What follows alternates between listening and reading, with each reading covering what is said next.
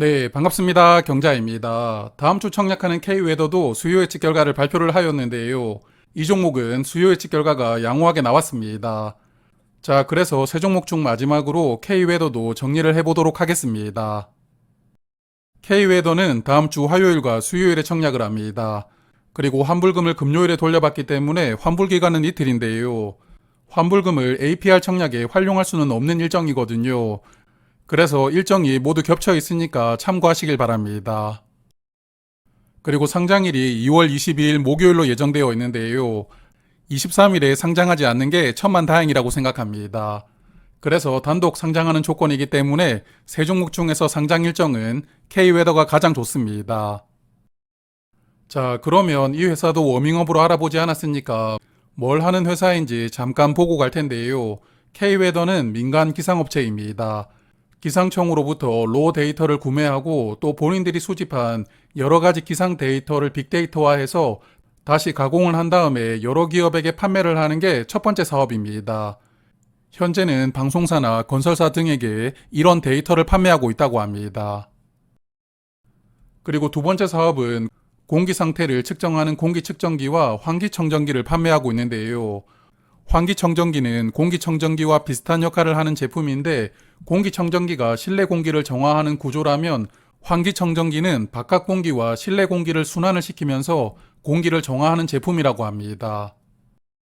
그래서 이런 두 사업을 묶어서 서비스를 하고 있는데 공기측정기가 현재 공기 상태를 측정해서 환기청정기에게 데이터를 제공하면 환기청정기가 알아서 공기가 계속 깨끗하게 유지가 될 수 있도록 자동으로 돌아가는 이런 시스템을 만들어서 판매를 하고 있습니다. 이런 시스템은 주로 신축 아파트에 많이 설치가 되고 있고 학교 등 관공서에도 보급이 확대되고 있다고 합니다. 자, 그래서 투자 설명서에서 DSP를 계속 강조를 하고 있던데요. D는 데이터, S는 서비스, P는 프로덕트로 제품을 의미합니다. 그래서 앞서 말씀을 드렸지만 공기 관련해서는 토탈 솔루션을 지향하는 회사라고 보입니다. 그리고 매출 비중을 보니까 공기 측정기나 환기 청정기 등 이런 제품 판매 비중이 60% 정도 되고요. 데이터를 판매하는 비중이 40% 정도 되니까 두 가지 사업에서 골고루 매출이 나오고 있거든요. 그래서 매출이 한쪽 부분으로 쏠려 있지 않다는 것도 긍정적이라고 생각됩니다. 최근 3년간 실적을 체크를 해보니까 22년도는 흑자를 기록을 했는데요. 23년에는 다시 적자로 전환하였습니다. 증권신고서를 읽어보니까 22년도에 대규모 교육청 수주가 있었는데 23년에는 그게 없었고요. 또한 아파트 분양받은 입주민들을 대상으로 광고를 시행하면서 광고비로 약 20억 원을 사용했다고 설명을 하고 있더라고요. 그래서 23년은 22년 대비 매출액은 30억 원 적었고 순이익은 마이너스 26억 원으로 적자 전환하였는데요. 그래서 이 종목도 미래 실적으로 공모가를 산정하는 기술 특례 상장으로 대비를 하게 되는데 이 부분은 잠시 후에 조금 더 말씀드리도록 하겠습니다. 자, 그러면 이번에는 수요 예측 결과를 체크하겠습니다. 기관 경쟁률이 1363대 1이었고 1999개 기관이 수요 예측에 참여를 했습니다. 기관 경쟁률은 코센보다 약간 높았지만 참여 숫자는 코센보다 약간 적었습니다. 그리고 의무합격 비율은 3.9%로 신청이 들어왔는데요. 그래서 K웨더도 전반적으로 수요 예측 결과는 양호하게 나왔다고 생각합니다. 의무합격은 수량 기준으로 3.9%, 건수 기준으로는 3.4% 신청이 들어왔는데요. 의무합격 신청 자체가 적었습니다. 아무래도 요즘에 상장 이후 한 달 정도 시간이 흘러가면 공모가 근처까지 내려오는 종목들이 많거든요. 그러다 보니까 기관들도 의무 합격을 신청하는 게 부담스럽지 않을까 생각합니다. 여하튼 그래서 K웨더도 최종 배정에서 확약이 크게 늘어나는 것은 어렵겠지만 그래도 10% 정도까지는 한번 늘어나는 것을 기대를 해보겠습니다. 그리고 공모가는 7,000원으로 결정이 되었습니다. 상단 가격을 21% 초과했기 때문에 거의 초과 한도까지 전부 올렸는데요. 공모가 신청 결과를 보면 7,000원 이상을 신청한 비율이 약 97%이거든요. 그래서 이 종목도 공모가를 크게 올렸지만 그래도 수요 예측 결과만 보았을 때는 무리하게 공모가를 결정한 것은 아니라고 생각합니다. 그래서 K웨더는 이번 IPO로 70억 원을 모집하고요. 시가총액은 696억 원으로 상장합니다. 자, 그리고 앞서 말씀을 드렸지만 현재 실적이 적자이기 때문에 미래 실적으로 공모가를 산정을 했거든요.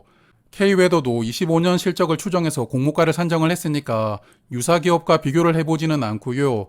같이 청약하는 세 종목을 한번 비교를 해보았습니다. 이번에도 매출액으로 밸류를 계산하는 PSR을 적용을 해보았는데요. K웨더 23년 매출액이 143억 원이었으니까 PSR은 4.9배로 상장하게 됩니다. 같이 청약하는 코셈은 6.6배, 그리고 EAT는 PSR이 약 52배이거든요. 사실 세 종목 사업이 전부 다르기 때문에 이렇게 비교를 하는 게 의미는 없습니다만, 그래도 세 종목 중에서 K웨더가 밸류는 가장 낮은 상태로 상장하니까요. 이런 부분을 긍정적으로 생각을 하고, 또한 시가총액 사이즈도 가장 작습니다. 그러므로 단독 상장하는 조건에다가 시가총액 사이즈도 작기 때문에 상장일에는 괜찮은 시세를 한번 기대를 해봅니다. 자, 그러면 청약 정보를 체크하겠습니다. 총 100만 주를 모집하는데 일반 투자자에게 25만 주가 배정이 되었고요. 우리사주조합에 따로 배정하지는 않았습니다. 그리고 청약 주관사가 NH투자증권인데요. 일반 고객 청약 한도는 8,000주고 증거금은 2,800만 원이 필요합니다. 그리고 최소 청약 수량이 10주, 증거금은 35,000원이 필요하고요. NH투자증권도 청약 수수료는 2,000원입니다. 그리고 상장일에 362만 주가 유통될 예정인데요. 전체 주식의 36% 정도 되는 물량이 유통되기 때문에 이 종목도 유통 물량은 조금 많은 편이거든요. 하지만 종목 사이즈가 작아서 유통 금액이 253억 원으로 무겁지는 않습니다. 그리고 상장일에 매도할 수 있는 기존 주주가 265만 주로 전체 주식의 26.6% 물량을 보유하고 있습니다. 기존 주주의 명단을 보니까 재무적 투자자들이 물량을 약 65만 주 정도 보유를 하고 있고요. 나머지는 기타 기존 주주와 우리사주 조합으로 구성이 되어 있습니다. 기타 기존 주주는 아무래도 개인 주주라고 볼 수가 있을 테니까요. 이 종목은 기존 주주 대부분이 개인 주주로 구성이 되어 있다고 보이는데 개인 주주가 많다는 부분은 상장일에 약간 부담으로 작용할 수도 있을 것 같습니다. 그리고 증권신고서를 읽다 보니까 흥미로운 부분이 있어서 마지막으로 소개를 드려보는데요. 이 종목은 상장하기 전에 지배 구조를 깔끔하게 만들려고 자회사를 흡수 합병했습니다. 그런데 자회사 주식을 최대 주주와 관계인들이 보유를 하고 있었는데 그걸 흡수하는 과정에서 주식을 양도하는 대가로 10억 원을 받았다고 합니다. 그런데 자회사 가치를 비싸게 책정해서 매수한 것이 아니냐, 이런 지적을 한국거래소에게 받았던 것 같은데요. 그래서 10억 원만큼 본인들의 지분을 공모 가격으로 환산을 해서 회사에게 무상 증여를 했습니다. 이런 이유로 K웨더는 자사주를 약 20만 5천 주를 보유하게 되었는데요. 이 자사주는 보호 예수 기간이 끝나면 매각을 하던지 소각할 계획이라고 이야기를 하고 있던데, 여하튼 이 내용이 청약 판단에 중요한 내용은 아니니까요. 그냥 참고 삼아 알고 계셔도 괜찮을 것 같습니다. 자, 그래서 저는 K웨더는 일단 균등 청약은 참여를 하고요. 다음 주에 청약하는 종목 중에서 아직 APR 수요 예측 결과를 보지는 못했지만 아마도 좋게 나올 것 같거든요. 그래서 APR을 비례 청약하고 싶지만 제가 가진 자금을 다 투입을 하더라도 비례로 한 주를 못 받을 가능성이 크거든요.